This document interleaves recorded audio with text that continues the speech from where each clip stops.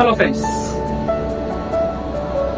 నేను ఈ వీడియో తీయడానికి గల కారణం ఏంటంటే మనమందరం కలియుగంలో బతుకుతున్నాం. కానీ ఈ కలియుగంలో కూడా ఒక స్వచ్ఛమైన ప్రేమ ఉందని రీసెంట్ గానే మనకు ఒకరు నిరూపించారు. ఈ కలియుగంలో అమ్మాయిలు ఎప్పుడు అబ్బాయిని నాశనం చేద్దామని చూస్తున్నారు, లేదంటే అసలు అబ్బాయిలని ఎలా వదిలించుకుందామని చూస్తున్నారు. వాడితో మనం ఫిజికల్ గా కలిశాం అని ఆలోచించకుండా కూడా వాళ్ళు విచ్చలవిడిగా ఒక అబ్బాయిని వాడుకొని వదిలేస్తారు. కానీ ఈ కలియుగంలో ఒక స్వచ్ఛమైన ప్రేమను చూశాను. అబ్బాయి బాగానే ఉన్నప్పటికీ అమ్మాయిలే ఏ వంకతో వదిలేద్దామని చూస్తారు. అది కాకుండా ఏ చిన్న లోపం వచ్చినా వాళ్ళని వదిలేద్దామని చూసి అమ్మాయిలనే చూశాను. కానీ ఫర్ ద ఫస్ట్ టైం నా లైఫ్ లోనే నేను ఒక ట్రూ లవ్ ని చూశాను. ఈ కలియుగంలో స్వచ్ఛమైన ప్రేమని చూశాను. ఆ ప్రేమ అప్పట్లో మన అమ్మా నాన్నల కాలంలో ఉండేది స్వచ్ఛమైన ప్రేమ. అలాంటి ప్రేమని ఈ రోజు నేను మీ ముందుకు తెస్తున్నాను. అసలు ఎవరు ఆ ప్రేమికులు, అసలు ఏం జరిగింది, ఎందుకు ఈ ప్రేమ స్టోరీ అనేది బయటపడ్డది, ఎందుకు ఇన్స్టాగ్రామ్ ఇన్ఫ్లుయెన్స్ అందరినీ ఏడిపిస్తుంది, ఇంతలా వీళ్ళందరినీ ఎందుకు దగ్గర తీసుకున్నది ఆ ప్రేమ. అయితే ఇక్కడ సృజన అనే ఒక అమ్మాయి, వివేక్ అనే ఒక అబ్బాయి, వీళ్ళిద్దరూ స్కూల్ లైఫ్ నుంచే అలా మాట్లాడుకునేవారు. సృజన అనే అమ్మాయికి వివేక్ అనే అబ్బాయి వాళ్ళ సీనియర్ అన్నమాట. అయితే నార్మల్ గా అప్పట్లో వీళ్ళు ఇలా కలిసి ఉండేవారు. ఏదైనా హాలిడేస్ కానీ వెకేషన్స్ ఏదైనా వచ్చినా కానీ వీళ్ళైతే బయట మాట్లాడుకోవడం కూడా జరిగింది. మనం ఇక్కడ అమ్మాయిని చూసుకున్నట్టయితే ఆ లవ్ అనేది తెలుస్తుంది వాళ్ళది. ఆమె ఎక్స్ప్రెషన్ లోనే తను ఎంతలా ప్రేమించిందో అర్థమవుతుంది. 9 సంవత్సరాల ప్రేమ వీళ్ళది. కానీ ఈరోజు మనం అందరం బాధపడేట్టు చేసింది అదేంటంటే తన ప్రేమని గెలుచుకోలేకపోయింది. ఒక వ్యాధితో, బ్రెయిన్ క్యాన్సర్ అనే వ్యాధితో తను పోరాడి ఈరోజు వాళ్ళ ప్రేమ ఓడిపోయింది. బ్రెయిన్ క్యాన్సర్ గెలిచి అసలు ఏం జరిగిందో నేను ఇప్పుడు క్లియర్గా వివరిస్తాను. 9 సంవత్సరాల ప్రేమ వీళ్ళ ఇద్దరిది. అయితే 6 సంవత్సరాలు ఇద్దరు బాగానే ప్రేమించుకున్నారు. ప్రేమించుకున్న తర్వాత వీళ్ళ ఇంట్లో ఒప్పించి పెళ్లి చేసుకున్నారు. అయితే పెళ్లి చేసుకొని ఇద్దరు బాగానే హ్యాపీగా గడుపుతున్నారు. తర్వాత వీళ్ళు పిహెచ్డి చేద్దామని ఫారెన్ ప్లాన్ చేసుకున్నారు. అలాగే ఫారెన్కి వెళ్ళారు పిహెచ్డి. 2022లో వీళ్ళు ఫారెన్ వెళ్ళడం జరిగింది. 2020లో వీళ్ళకి మ్యారేజ్ అయింది. 2022లో వీళ్ళు పిహెచ్డి కోసం అని ఫారెన్ వెళ్ళడం జరిగింది. అక్కడ వీళ్ళిద్దరూ బాగానే హ్యాపీగా జీవిస్తున్నారు. అక్కడే ఉండిపోయి బాగానే ఉన్నారు. కానీ వీళ్ళు ఇంత హ్యాపీగా ఉండడము పైన ఆ దేవుడికి నచ్చలేదు. అందుకే వీళ్ళ జీవితంలో చిన్న మార్పు చేసింది.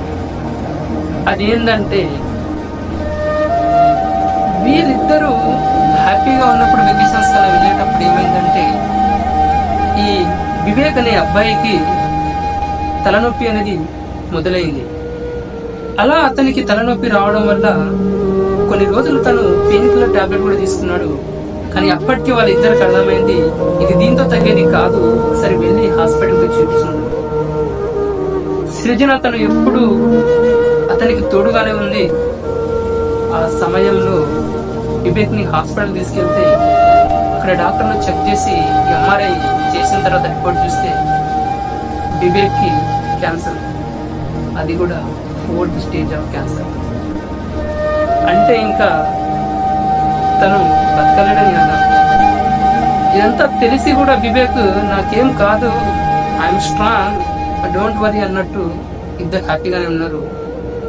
కానీ 2 నెలల తర్వాత మళ్ళీ వాళ్ళకి వివేక్ కి కాలు చేతులు సరిగా వర్క్ చేయకపోవడం, బ్రెయిన్ సరిగా వర్క్ చేయకపోవడం, ఇది స్టార్ట్ అయినప్పుడు మళ్ళీ హాస్పిటల్ వెళ్తే డాక్టర్స్ వాళ్ళు ఏమన్నారంటే ఇంకా వివేక్ 6 months మాత్రమే బతకగలుగుతాడు, దాని తర్వాత ఇంకా మనం ఏం చేయలేము. సృజనకి ఏం చేయాలో అర్థం కాక ఆ టైంలో తను గట్టిగా ఇద్దరు కౌగిలించుకొని ఏడ్చేశారు, కన్నీళ్ళు ఆపుకోలేకపోయారు.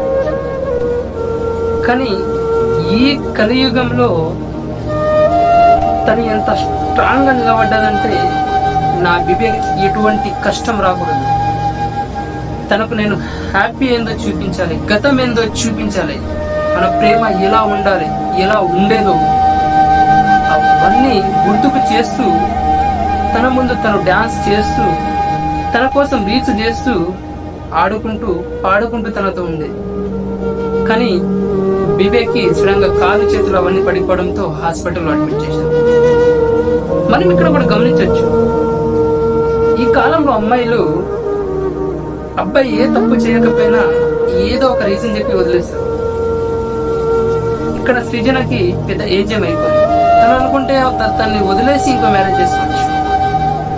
కానీ ఈ రోజు యావత్ ప్రపంచం వాళ్ళ ఇద్దరి గురించి మాట్లాడుతుందంటే కేవలం తన లవ్ ఎఫెక్షన్ ఎంత స్ట్రాంగ్ ఉందంటే, వివేక్ చనిపోతాడని తెలిసి కూడా ఆమె వదిలి వెళ్ళలే. అంటే ఈ కాలంలో అమ్మలా ప్రేమించే అమ్మాయి కూడా ఉందని తను నిరూపించింది. ఇక్కడ ఏంటంటే అందరూ అమ్మాయిలు ఒకేలా ఉండరు, అమ్మాయిలో కూడా చాలా హానెస్ట్ గా ఉంటారని తను నిరూపించింది.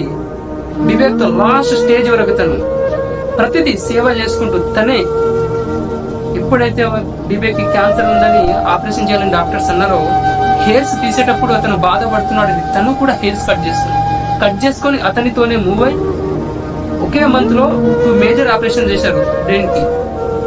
అప్పటికి ఇంకా తగ్గలే, లాస్ట్ కి రీసెంట్ గానే మొన్ననే చనిపోవడం జరిగింది. చనిపోయేటప్పుడు తన దుఃఖాన్ని ఆపుకోలేక గట్టిగా అందరి ముందు ఏడ్చేశారు. అన్ని సన్నివేశాలు చూస్తుంటే తన ప్రేమని ఎంత కాపాడుకుందామని తను ప్రయత్నించినా గానీ లాస్ట్ కి క్యాన్సర్ వేసి ఆ దేవుడు వాళ్ళని హ్యాపీగా చూడలేకపోయింది.